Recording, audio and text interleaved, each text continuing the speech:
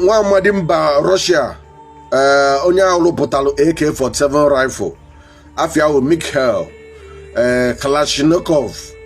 Kalashnikov anụ m na ọ rụchara egbe afọ 1947 wee hụnata ana wee jụọ onwe ajụjụ wee jụọ si have I created evil? Ọhịa sị na ọ jụrụ onwe ya 1947 ka ọ lụrụ egbe afọ.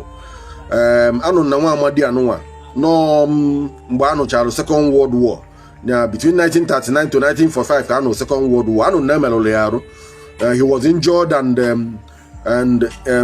wounded during the war. Mechi recover. So after the war, after 1945, now by 1946 to 1947, we nọrọ ofu ebe out of inspiration we design ya AK-47 design chanya ọrụ wee jụọ onwe ajụjụ a maka ọma na ọrụ tagwara onwe credit.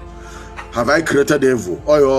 Hollow. So in translation, in Russian language, a meaning aftermath. Yeah, in the English translation, automatic. Aftermath. AVTOMAT. Aftermath. Kalashnikov 47. Okay, what are the meaning? No, AK-47. In English, automatic Kalashnikov 47. Automatic Kalashnikov 47. In Russian translation, aftermath Kalashnikov 47. Now, 47 in Afuba Umbalolia. Yeah, 1947. So 79 years old. Okay, wow, the Kana Baike. Okupe Botata. Okube. Ukonofian Bulununu. On your bottle by a ribi or botoko. Of 79 years old gone. Okay, na fiha. So in Ruokum Boro Charia, have I created evil? Onyamazi. Or the Bundibaino and the police na use Yawe when Dami, Eji Jogo, Ebenina di Chicha and Anogonamboa.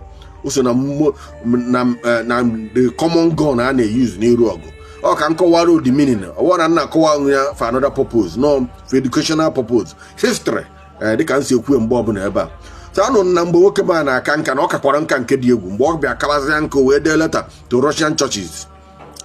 So, always am I guilty of creating a weapon, a Jebundim mother? Am I guilty on a John Doka? You want to know where's Jahan? Yes, one Madia on December 23rd, 2013. On board 94 years old. Or you hear Mikhail Kalashnikov, or you heard the way on your design AK-47, 1947. They can name argue you know what's on Pumpo. The son of headmaster, got dragon. I will know is in a page. I know Kumaka history. I know Kumaka current affairs. Man can men in Nigeria. Man can men in Bofesi. I know Kumaka. I hear the Gasi Chiche. I know Ukudiangani Bo. And Kenji 5 o'clock. 5 o'clock every morning. Akawaruno. Ukudiangani Bo. Highboro. Oge Arabatangba. Oga dragon. Argue you know what's on Pumpo. One headmaster. Yaga zero. Igade. Yes, as a nega, the Kichimaka nature, they are